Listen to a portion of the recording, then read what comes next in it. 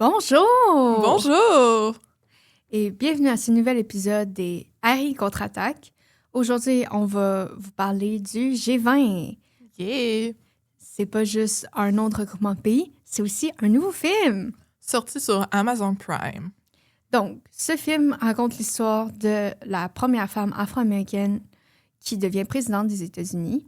Elle s'en va à Cape Town, en Afrique du Sud, pour rencontrer les autres pays du G20. Sa famille va l'accompagner, dont son mari et ses 2 enfants à qui elle a bien des problèmes. En effet, elle a non seulement des problèmes avec ses 2 enfants, mais aussi avec les événements autour de la réunion du G20, parce qu'elle veut convaincre les autres dirigeants d'adopter un de ses projets. Mais en plus de ça, il y a un groupe de terroristes mercenaires, on en parle un peu après, qui veut s'opposer face à ce projet-là et qui vont un peu capturer tout le monde, si je peux dire ça comme ça. Ben, c'est ça. Donc, cette rencontre-là du G20 ne se passe pas comme prévu et la réunion, qui déjà ne commence pas bien pour la présidente des États-Unis, va virer en prise d'otage parce qu'il y a une attaque d'un groupe terroriste qui veut forcer le monde à transitionner rapidement, instantanément, vers la crypto-monnaie. Le groupe terroriste prend en otage toutes les dignitaires qui sont là, puis la présidente des États-Unis réussit à s'enfuir avec la First Lady de la Corée du Sud, avec le premier ministre du Royaume-Uni et son garde du corps et la directrice générale du FMI. Exactement. Et c'est avec cette belle équipe-là que la première femme présidente des États-Unis doit renverser le mouvement doit libérer tout le monde, oui. renverser le mouvement et aussi réussir à indiquer au monde extérieur ce qui se passe vraiment. Parce que l'intelligence artificielle a une place très importante dans la prise d'otage. Et exactement, dans le fond, les terroristes vont forcer les dirigeants à enregistrer des phrases qui ne font pas de sens pour qu'ils puissent après générer des images avec l'intelligence artificielle. Et donc, c'est l'histoire de cette femme présidente des États-Unis et comment elle s'en sort. Alors, si vous êtes intéressé, je vous invite à écouter la suite.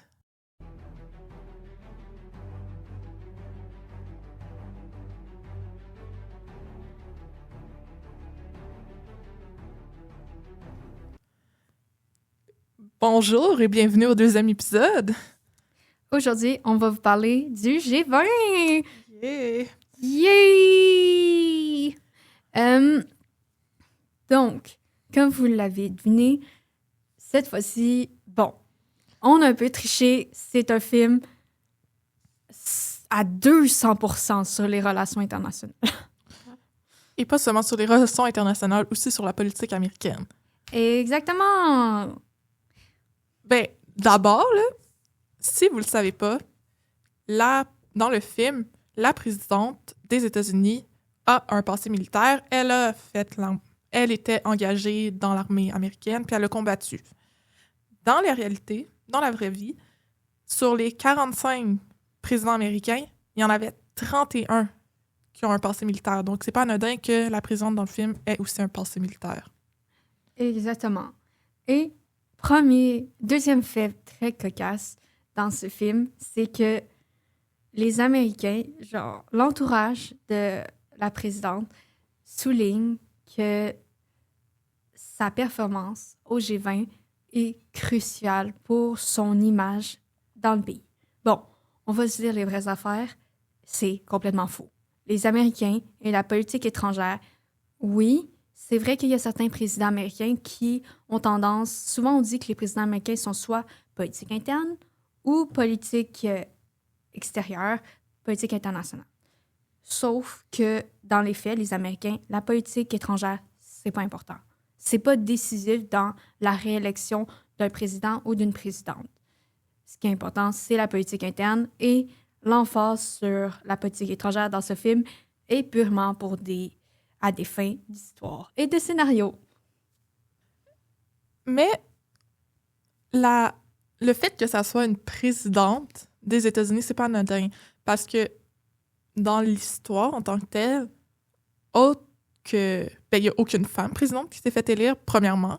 oui, Kamala Harris fut présidente des États-Unis le temps d'une anesthésie de Joe Biden, mais...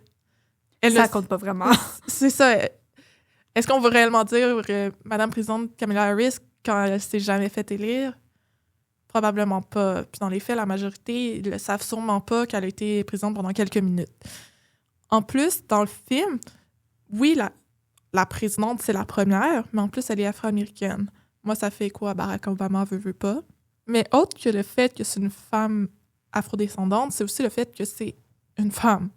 Et on voit les attentes envers une femme ne sont pas les mêmes que les attentes envers un président.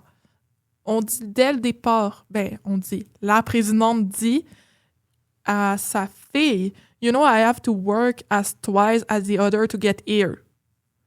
Exactement. Fait que ça parle des conflits raciaux aux États-Unis et aussi de l'égalité des genres qui est en ce moment, je dirais, en recul aux États-Unis. Pas seulement aux États-Unis, un peu partout dans le monde. Là. Exactement, mais aux États-Unis, de façon quand même pas mal marquée, mais c'est vrai que c'est une tendance générale internationale.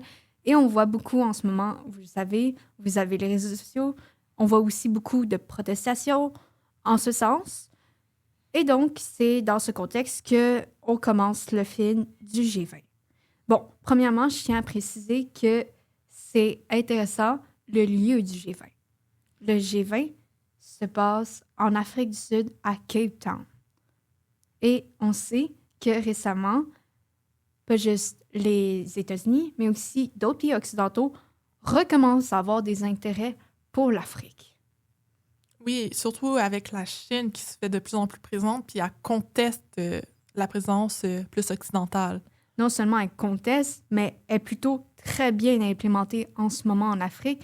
On voit dans plusieurs pays africains que les compagnies privées chinoises et souvent à moitié possédées par l'État chinois sont très présentes en Afrique. J'ai des amis qui sont retournés dans leur pays d'origine, par exemple au Sénégal. J'ai une amie, puis à chaque fois qu'elle revient, elle me dit que le paysage a changé. Et souvent, les compagnies qui ont engendré ce changement, ce développement des infrastructures, c'est des compagnies chinoises. Mais dans le film, ça se voit pas. La Chine est très inexistante. On mentionne la Chine une fois au début. Et c'est tout. Ce n'est pas réaliste parce que dans la vie, la Chine, on peut pas faire extraction de cette nouvelle puissance. Là. Donc, on voit encore une fois, comme on l'a mentionné dans Fantastic Beasts 3, que le point de vue occidental tend à vouloir exclure la Chine de son narratif, de soft power, de sa vision des choses. Même si on s'entend qu'au moins cette fois-ci, on a mentionné la Chine et on a assumé que la Chine n'était pas importante. Oui, parce que dans le fond, la puissance asiatique importante dans le film, c'est la Corée du Sud. Exactement. Et son président, spoiler, finit par mourir. Spoiler, la First Lady est plus importante. On n'a eu aucun sommet du G20 ou du G7, c'est-à-dire les États-Unis, le Royaume-Uni, le Canada, la France, l'Allemagne, l'Italie et le Japon, qui a mal viré. Mais le fait que des terroristes profitent d'un événement international, c'est commun. Pour des revendications ou pour des revendications, envoyer un message à la communauté internationale. Par exemple, dans les Jeux olympiques, c'est arrivé à maintes reprises que des acteurs non étatiques vont manifester leur position et vont profiter du fait qu'il y a un gros événement international et toute l'attention est focusée sur ce point focal où se déroulent, par exemple, les Jeux olympiques. Là, moi, j'ai cliqué sur un mot que tu as utilisé. Tu as mentionné les terroristes. Dans le film, on fait mention de terroristes et de mercenaires. Parce que, oui, la personne qui a orchestré le coup, le grand méchant, je vais vous apprendre quelque chose. Il est australien, ce qui nous a un peu surpris les deux. On s'attendait à une autre cliché du méchant. Parce que, pour une fois, ce qui est intéressant dans ce film-là, avant qu'on entre vraiment dans le vif des éléments qu'on a, c'est qu'ils ont fait très attention dans le film à représenter l'espèce de groupe qui revendique une diminution du pouvoir des États dans un encouragement massif de l'investissement dans des cryptos. On voit très bien qu'on a des membres de cette unité-là terroriste de différents pays. On a un Australien, on a un Anglais, on a Un Russe. un Russe, je pense, puis il manque juste un Chinois. Mais malgré tout, je veux dire, Puis on en a reste... des Américains aussi, Oui. en plus. Ça, c'est important, puis c'est très appuyé, ça. Oui, mais on reste quand même dans les clichés parce que le personnage russe du film, on le voit une fois ou deux, il est vraiment représenté comme étant la grosse brute chauve que personne peut combattre, que tout le monde doit se soumettre à lui parce que c'est le plus fort des autres et tout, même que malgré tout, encore un spoiler, la femme, la présidente des États-Unis, première présidente des États-Unis, a réussi à mettre KO assez rapidement. Effectivement. Donc, ce film-là est intéressant parce que, dans un sens, il se veut au-dessus des clichés, mais il y a tout de même des clichés. Puis aussi, un autre truc qui est intéressant comme pré-conférence, pré-attaque, c'est le fait que quand les mercenaires qui ont été invités pour assurer la protection de la conférence, ce qui, spoiler alert, ça n'arrivera jamais parce que on s'entend que faut que vous vous imaginiez que pourquoi c'est jamais arrivé encore dans un G20 ou dans un G7, c'est qu'il faut que vous disiez que vous prenez la CIA, vous prenez le SCRS, donc les services de renseignement canadiens, le MI6, vous mettez ça ensemble, vous faites x20, ça, les services secrets, x20 les corps policiers, x20 la sécurité personnelle de chacun des dignitaires. Donc, clairement, c'est pas près d'arriver. Mais pour en revenir aux terroristes et aux mercenaires, la présidente dit au monsieur australien que c'est un mercenaire et ce n'est pas un terroriste, puis le gars, il se sent limite offensé d'avoir ça. Mais c'est quoi la différence entre un terroriste et un mercenaire? Dans le fond, un terroriste, c'est une personne qui n'a pas nécessairement... Un mercenaire, c'est quelqu'un avec un groupe organisé, armé. C'est vraiment quelqu'un qu'un pays va engager pour combattre, mais qui ne fait pas partie de sa force étatique. Donc, c'est un acteur non étatique. Depuis tantôt, on mentionne les acteurs non étatiques. C'est tous les acteurs qui ne sont pas des ressortissants directs de l'État. Mais le mercenaire peut se faire engager. Le terroriste ne va pas se faire engager par, je sais pas, une sécurité américaine pour combattre sa frontière. Théoriquement. Mais c'est ça qui est intéressant dans ce film-là, c'est qu'on met beaucoup l'emphase sur le fait que la nouvelle menace, en réalité, même si on est dans certains clichés, c'est les acteurs non étatiques qui sont des groupes paramilitaires. Qui proviennent aussi de l'intérieur des pays. Exactement. Quand on dit paramilitaire, ça veut dire qui ont jadis fait partie de la puissance militaire de leur pays respectif, mais qui ont quitté le service militaire et qui maintenant font partie de groupes en marge de la puissance militaire d'un État. Puis on voit que ces groupes-là ont de plus en plus de l'influence, notamment en Afrique, avec le groupe Wagner. Oui, puis c'est des groupes qui sont organisés, ils ont un chef, ils ont des échelons aussi, comme on l'a vu avec Wagner. Veux pas, on a vu l'actualité là-dessus. Puis en plus, c'est souvent des gens qui ces groupes-là finissent par être limite par moment, surtout en Afrique. En ce moment, on le voit beaucoup avec le groupe Wagner, mais aussi avec d'autres groupes qui finissent par être en mesure de remettre en question le pouvoir d'un État. Et c'est ce que, dans le film, le groupe veut faire. Puis, OK, deux derniers petits fun facts avant qu'on rentre vraiment deep là, dans l'analyse. Je trouve ça intéressant que, bon, on s'entend que le film est quand même très pro-soft power américain. C'est l'apothéose du soft power américain contemporain. Mais on reconnaît quand même indirectement que la guerre en Irak n'était pas une bonne idée des États-Unis. Oui, on critique quand même assez ouvertement cette guerre-là. Je pense que je vais arrêter de dire spoiler alert parce qu'à ce point-là, tout le podcast, je vais faire spoiler alert. OK. On va mettre quelque chose au clair. Si vous ne l'avez pas vu, le film G20, je vous conseille d'arrêter ce podcast, le regarder et revenir écouter notre podcast. Merci. Et c'est bien. Comme film, c'est divertissant. OK. Pour en revenir à la guerre, eh bien, notre fameux homme armé de l'Australie a participé à la guerre aux côtés des États-Unis et il dit que ses deux frères d'armes ont été tués par une bombe qui était destinée aux États-Unis et que eux, lui et ses frères d'armes étaient là pas pour leur pays, mais c'était pour une guerre menée par les États-Unis. Donc, il met littéralement la faute sur les États-Unis, sur cette guerre et sur la mort de ses frères. D'armes. Oui. Exactement. Donc, c'est quand même intéressant que on reconnaît que le leadership des États-Unis est critiqué, mais on glorifie quand même la puissance américaine en même temps. Fait que c'est intéressant. Puis aussi, dernier fun fact, là, on revient à plus des trucs pratico-pratiques, mais ce genre de conférence-là, vous voyez l'hôtel, vous voyez le lieu, puis vous vous dites peut-être, c'est pas un peu excessif? Ils ont combien de budget? Est-ce que c'est réel? Non, non, non. Ce genre de conférence-là, ça se passe toujours dans ce genre de lieu de villégiature-là. Ça fait depuis la fin de la Deuxième Guerre mondiale que ça se passe là. Bretton Woods, c'est les accords de Bretton Woods qui met en place tout le système économique international actuel qui permet d'acheter des actions ailleurs, par exemple, a été mis en place dans un lieu de villégiature probablement encore plus somptueux pour l'époque que celui que vous voyez dans GVR. Et fun fact à propos de Bretton Woods, les accords de Bretton Woods ont été nommés en l'honneur du lieu que ça s'est produit à Bretton Woods. Exactement. Fait que si vous googlez Bretton Woods, là, à l'époque là, où ces accords-là ont été faits, là, je peux vous garantir que ça va vous donner envie d'y aller. Puis aussi, c'est à noter, ce genre d'événement-là, le G20, c'est réel, c'est une fois par an. Et le G7, c'est le même principe. Par exemple, au Canada, on en a accueilli un par le passé à Charlevoix. Et on va en accueillir un bientôt. Un en Alberta. Et donc, ça, c'est vraiment à surveiller dans les prochaines semaines. Puis donc, sur ce, lançons-nous dans l'analyse de ce film. Oui. On va commencer par le début.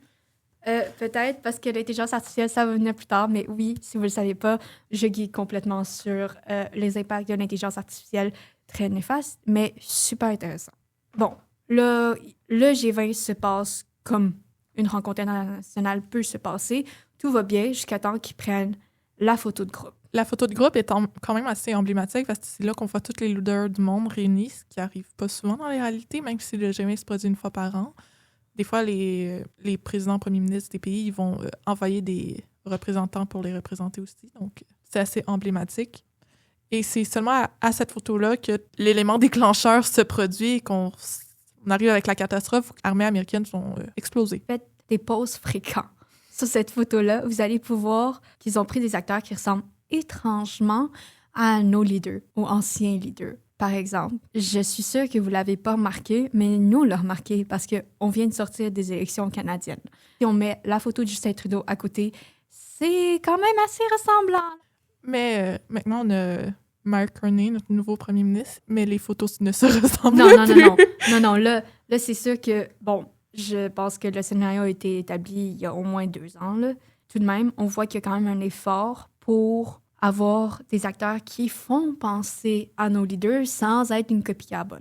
Oui, parce qu'ils ne pouvaient pas nécessairement se permettre de critiquer le leader aussi vertement. Là. Exactement. Puis aussi, un truc qu'on peut remarquer pré-photo. Premièrement, on met l'emphase beaucoup sur les habits. Oui, c'est super important que la présidente soit bien habillée, porte une robe, des talons. En plus, si je n'entends pas, une de ses conseillères lui dit comme que c'est genre sa première impression, il faut qu'elle soit bonne. Et c'est pour ça qu'elle doit porter une robe avec une cape. Même plus tard dans le film, la dirigeante du FMI va dire « Ben moi, je suis pas aussi confiante que toi pour porter des souliers à talons plats. » Puis aussi, non seulement c'est important en tant que dirigeant, mais en tant que diplomate aussi. Puis aussi, juste à une échelle plus basse, nous, dans les cocktails réseautage, quand tu portes un habit particulier qui te fait ressortir du lot, ça peut devenir un outil de début de conversation. Oui, encore plus quand on est une femme. Il y a une personne une mentor pour moi, je vais pas nommer son nom par respect. Elle m'a mentionné à d'autres et moi-même qu'un truc quand on est une femme, c'est de s'habiller tout en rose lors d'une conférence parce qu'on va se démarquer parmi les hommes, surtout dans le monde politique. Exactement. Puis je sais que on m'a déjà raconté l'anecdote d'une diplomate féminine qui portait tout le temps une broche différente aux différentes occasions. Ça faisait en sorte que les gens l'abordaient en premier en disant « Ah oui, votre broche est super belle! » Et ça lui permet d'attirer l'attention et de marquer des points. Et comme ça, les gens se souviennent de vous. Mais je vais faire une petite critique féministe, là. Pourquoi les femmes doivent faire attention à leur habit, mais pas nécessairement les hommes? Tu sais, je veux dire, on ne va pas entendre un homme dire « Ah, j'ai mis une broche différente lors de tel événement pour me faire aborder. » Non, la femme se doit de le faire parce qu'elle est dans un monde d'hommes et ça devrait pas se produire. Exactement. Puis on le voit dans le G20, tous les hommes portent des complets extrêmement similaires. Fermeture de la parenthèse féministe. On voit beaucoup une représentation très importante de la Grande-Bretagne. Grande-Bretagne avec la France. Et Comme dans le film Fantastic Beasts, les deux sont vus comme étant des alliés. exactement, mais non seulement ils sont vus comme des alliés, mais c'est intéressant parce qu'au début, le premier ministre de l'Angleterre va aborder la présidente en lui disant « Ah, voulez-vous un verre? » Et la présidente va refuser en disant « I won't let that summit be all talk and no actions. » Ça, c'est vraiment une vision extérieure du monde de la diplomatie. Parce que dans les faits, la diplomatie, des fois, ça peut donner l'impression ça mène juste à une discussion sans action. Mais la diplomatie, c'est un travail de longue haleine sur le long terme. C'est très difficile de dire, OK, j'ai envoyé mon représentant, par exemple, du Québec ou du Canada à tel événement. OK, c'est quoi les résultats là? C'est impossible de quantifier les résultats sur le court terme, mais sur le long terme, ça va mener à des accords commerciaux qui vont permettre des nouveaux débouchés pour nos compagnies canadiennes et québécoises. Mais aussi, dans le film, en tant que tel, ce qui est intéressant, c'est que c'est une diplomatie qui est au sommet. Donc, c'est une diplomatie entre les leaders de chacun des pays. Habituellement, c'est la diplomatie qu'on entend parler, c'est souvent des représentants, comme la ministre des Affaires étrangères rencontre le diplomate ou le ministre des Affaires étrangères de X avec Y, et ainsi de suite. Mais là, vraiment, c'est une diplomatie au sommet qui arrive pas fréquemment, mais une diplomatie au sommet, c'est connu, c'est prouvé, ça peut mener à des résultats plus rapides et plus efficaces. Exactement, parce que c'est le top de la hiérarchie. La ministre des Affaires étrangères, par exemple, Mélanie Joly, peut bien marquer des points, mais si, par exemple, Justin Trudeau décide à l'époque de prendre une autre voie, ça peut être contre-productif parfois parce que la diplomatie au sommet est très personnalisée. Et donc, quand le premier ministre de l'Angleterre dit à la présidente américaine « Nobody likes a bulldozer » et la force à prendre un verre de champagne dans ses mains, c'est sûr que ça fait écho au fait qu'elle est vue comme étant un peu plus menaçante que les autres acteurs parce qu'ils n'ont pas une bonne opinion personnelle de la présidente des États-Unis. Justement, c'est d'autant plus vrai dans la diplomatie au sommet. Quand ils prennent la photo, soudainement, toutes les portes se ferment, les journalistes partent de la salle et tous les dirigeants se retrouvent seuls avec les gardes de sécurité pour la photo. Ça n'arrive pas parce qu'il y a ce qu'on appelle des Sherpas. Les Sherpas, dans le fond, c'est les aides ou les diplomates qui vont suivre les dirigeants, qui vont mettre en branle la diplomatie de corridor. C'est quoi une diplomatie de corridor?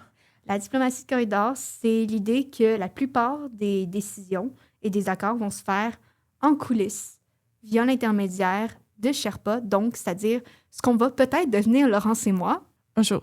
Un jour, peut-être. Peut-être, si ce jour existe. Ils vont être chargés de relayer les positions des différents dirigeants à leurs homologues. Et cela va mener des fois, potentiellement, à un communiqué joint ou un accord par la suite. Oui, mais ce qu'on voit pas dans le film, c'est que rédiger des accords, en même temps, c'est pas tant abordé dans le film, là, mais un accord en tant que tel, un accord international, ça prend du temps, des mois, quasiment des années à être rédigé, et encore plus à rentrer en vigueur. Donc, pour qu'on arrive au sujet de l'intelligence artificielle, les terroristes prennent en otage tout le monde. La présidente des États-Unis réussit à s'enfuir avec le premier ministre de l'Angleterre, la chef du FMI, the First Lady de la Corée du Sud. Et j'ai terroriste, OK, juste pour que ça soit plus simple, mais c'est vraiment les méchants de l'histoire. Dans le fond, ils vont obliger les présidents qui sont enfermés dans la salle à dire une phrase assez basique qui fait pas trop de sens au chef d'État afin de les modifier par l'intelligence artificielle et que les gens, nous, citoyens normaux, pensent que c'est vrai et modifient nos placements d'argent. Ouais. Parce que ce qui est un peu drôle dans ce plot. Les mercenaires vont utiliser l'intelligence artificielle, vont créer des deepfakes, donc c'est-à-dire une réplique virtuelle de la vraie personne qui simule une conversation réelle grâce à ces phrases-là. Dans les moments électoraux de nos jours, c'est encore plus fréquent d'avoir des nouvelles d'actualité qui disent « Attention, cette vidéo de telle personne est fausse, elle est fake, c'est de l'intelligence artificielle qui l'a créée, il n'a pas réellement dit ça. » Et on voit de plus en plus de vidéos où on a l'impression que c'est réel, mais qu'en fait, c'est juste l'intelligence artificielle, c'est monté de A à Z. Ça fait partie des nouvelles stratégies, autant des acteurs non étatiques, donc des terroristes, par exemple, ou des acteurs étatiques. D'autres États vont utiliser ces tactiques-là. Par exemple, ils vont utiliser l'intelligence artificielle pour créer de la désinformation, pour créer de la panique et donc encourager un résultat électoral parfois aussi. On appelle ça de l'ingérence électorale, puis vous allez être peut-être plus familier avec le mot « troll ». Exactement, ça fait partie des stratégies des guerres hybrides. Maintenant, comme vous le savez, bon, il y a des guerres dans certains pays, mais de façon générale, on voit que les guerres traditionnelles, comme on a vu pendant la Première Guerre mondiale, la Deuxième Guerre mondiale et même un peu la guerre froide, mais comme pas dans la sphère directement occidentale, ces guerres-là conventionnelles, armée contre armée, coûtent extrêmement cher en termes de vie, en termes d'argent, d'armement, puis en termes d'infrastructure et aussi de popularité.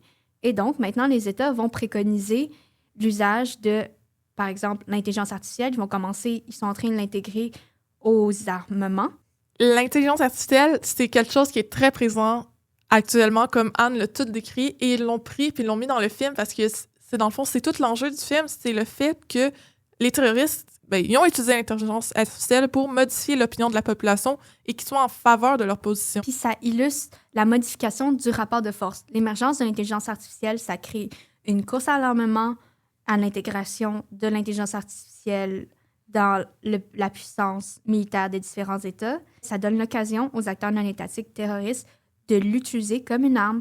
Et donc, l'espèce de délimitation entre le militaire et le civil devient de plus en plus floue à cause de l'intelligence artificielle. Et pas seulement à cause de l'intelligence artificielle, mais aussi à cause ou grâce aux réseaux sociaux, parce que c'est par les réseaux sociaux, par Facebook, Instagram, Twitter ou X maintenant, que toutes ces nouvelles-là sont diffusées assez activement et que les gens se relaient l'information comme ça. En fait, il est impossible d'ouvrir le journal et de regarder une vidéo, à moins que ça soit l'application du journal en ligne.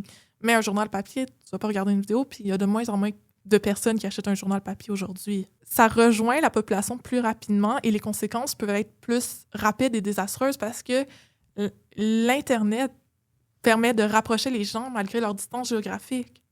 C'est instantané. Puis si on revient avec les accords internationaux, comme on a mentionné, même si le happy ending, spoiler, du G20, c'est que tous les pays s'entendent pour quand même numériser leur monnaie.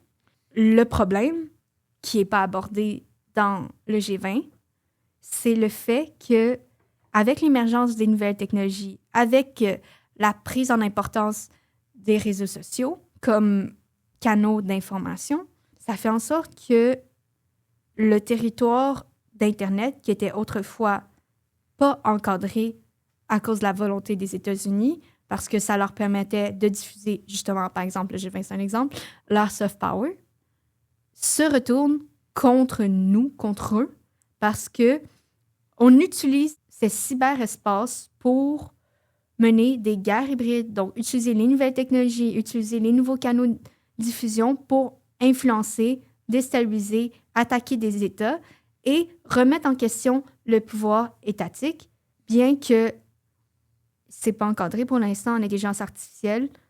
Il y a actuellement un traité qui est en train d'être négocié.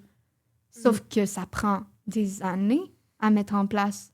Et ça va prendre encore des années avant qu'il rentre en vigueur. Parce que on l'a mentionné dans Fantastic Beasts 2 et 3, mais on n'a pas élaboré. Mais dans le fond, les étapes pour la création d'un traité, premièrement, il faut négocier tous les articles, les sous-articles, les clauses.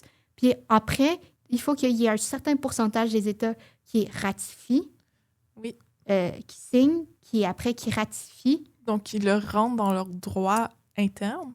Donc, ici, c'est s'engager à le mettre en place en fonction du système juridique dont s'est doté l'État. Comme par exemple, le Canada, il faut que le Canada mette en place une loi spécifique pour mettre en application les traités internationaux, mais d'autres États, comme la France, la minute où ils ratifient un traité, ça entre en force sans avoir besoin d'une loi.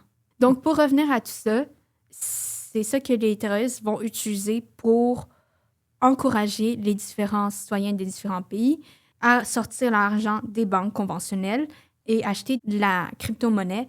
Et donc, ça fait diminuer le pouvoir des États parce que leur monnaie nationale crache. On voit dans le film qu'il y a une crainte des personnes plus riches de perdre leur pouvoir et leur puissance à l'avantage des personnes dites plus pauvres.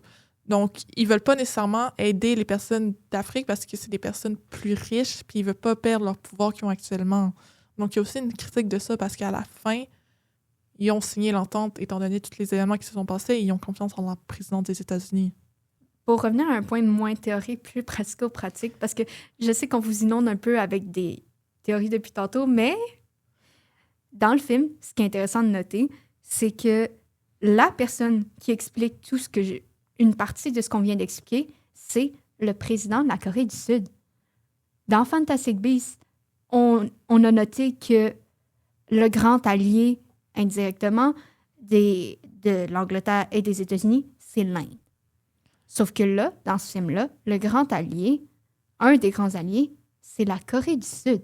On est en 2025 et ce produit du soft power américain indique que la Corée du Sud a pris une place beaucoup plus importante que dans le passé. Aussi, on voit dans Fantastic Beasts que quand même, l'Inde, c'est une ancienne colonie de la Grande-Bretagne. Mais ici, c'est vraiment un film fait aux États-Unis, 100% américain, qui n'a pas nécessairement l'influence d'une personne non américaine, si je peux dire ça comme ça. C'est vraiment un film qui est le produit 100% du soft power américain. Puis on voit, les Américains considèrent que la Corée du Sud est un allié, peut-être même plus important que celui de l'Inde, parce qu'on ne mentionne pas du tout l'Inde. On voit un représentant de l'Inde en background, vaguement, pendant 10 secondes, même pas. Sauf que celui qui a le spotlight, c'est la Corée du Sud. Ça fait un lien aussi, encore une fois, avec Fantastic Beasts, parce que, comme on vous a expliqué, en 2022, il y a l'émergence de plusieurs stratégies indo-pacifiques. Donc, le centre de l'Asie, ce n'est plus la Chine en tant que telle, l'Asie comme juste l'Asie, avec une place importante de la Chine, mais bien l'Asie avec une place importante de l'Inde. Mais là, c'est comme si les Américains approfondissaient leur stratégie indo-pacifique et estimaient qu'un allié important au niveau militaire, politique, c'est la Corée du Sud. Puis on s'entend qu'on voit actuellement quand même beaucoup l'influence de la Corée du Sud juste avec la K-pop, donc la pop coréenne. Il y a quand même plusieurs compagnies de production américaines qui vont signer avec des acteurs ou idoles coréens. Et on voit même une fusion du soft power coréen et du soft power américain parce que justement, ces différents idoles coréens-là vont faire beaucoup de collaborations avec des musiciens américains et on est rendu à un stade où la K-pop a probablement un petit peu plus la cote que la pop américaine et donc ça aide plutôt le soft power américain que ça aide le soft power coréen. C'est super intéressant. Puis en plus, il n'y a pas beaucoup de gens qui ont ça en tête quand on pense à la K-pop, mais je tiens à rappeler que la Corée du Sud est une puissance militaire en Asie, a une armée assez importante, est encore en état de guerre, a un service militaire obligatoire, puis a une flotte armée beaucoup plus développée que le Canada. On ne va pas élaborer trop sur le comment, du pourquoi du développement, mais c'est important de noter qu'on a une représentation très marquée des États-Unis comme étant inefficaces en diplomatie en all talk and no actions, but actions were strong. Aussi, à la fin, ce que je trouve un peu paradoxal, c'est que c'est quand même un message d'espoir pour la démocratie parce que la présidente a dit « Moi, je me suis fait élire. ça dit quand même que les États-Unis ont toujours le pouvoir de redevenir genre superpuissance et d'avoir cette prestance-là grâce aux élections parce que il faut se présenter. La présidente va dire aux soldats, aux mercenaires terroristes australiens qu'elle a décidé d'avancer et de vouloir changer le monde en se faisant élire. Et en étant légitimement au pouvoir, tout le film est une promotion d'un nouveau soft power américain qui se base sur l'ancien. On voit beaucoup la présidente se poser comme étant un genre de Captain America. Au début, le premier ministre de l'Angleterre utilise ça pour se moquer d'elle, mais dans les faits, on s'entend qu'il y a une comparaison facile à faire avec Captain America. Elle est très grande, elle est très musclée, elle est forte dans le maniement des armes. Et elle porte du rouge. Exactement.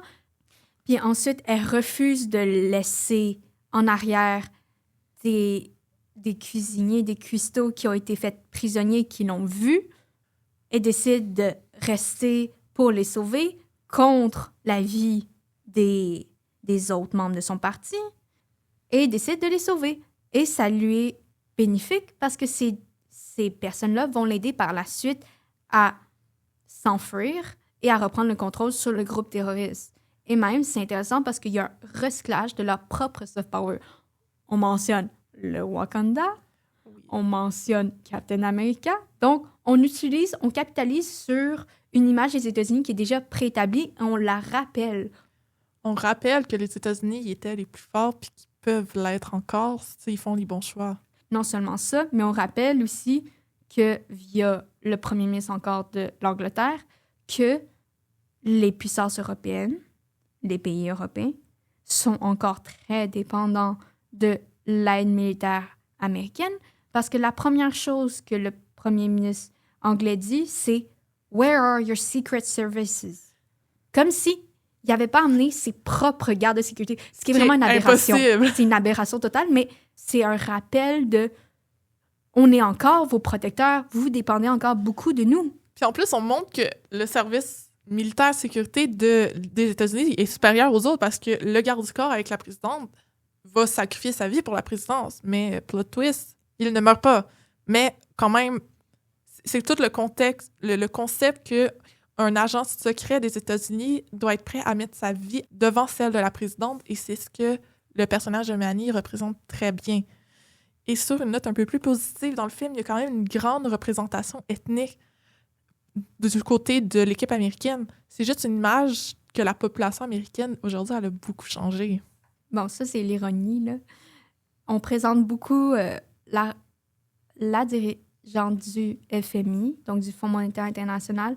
Premièrement, c'est une femme. Ça, c'est vraiment cool. On la présente comme étant du bon côté de la justice et comme étant quelque chose de bénéfique par son incarnation, par cette femme-là qui fonce et qui veut aider. Mais dans les faits, le Fonds monétaire international, on se rappelle que c'est eux qui ont imposé des prêts conditionnels à plusieurs pays en développement, ce qui a mené à l'établissement de gouvernements corrompus.